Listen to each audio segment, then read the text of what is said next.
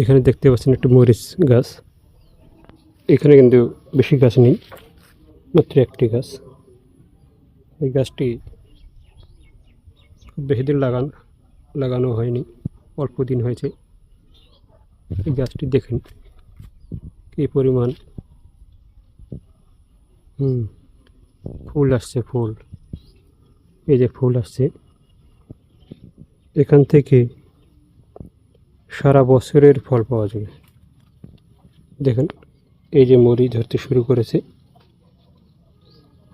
আশা করছি এই বর্ষা জুড়ে এখান থেকে মরিচ পাবো। আর এই মরিচটা প্রচণ্ড ঝাল। এরকম একটা গাছ থাকলে একটা বাড়ি পুরো বর্ষাকাল জুড়ে এই মরিচ খেতে পারবে ইনশাআল্লাহ। আপনি দেখতে থাকুন, এই যে ডগাগুলি দেখেন।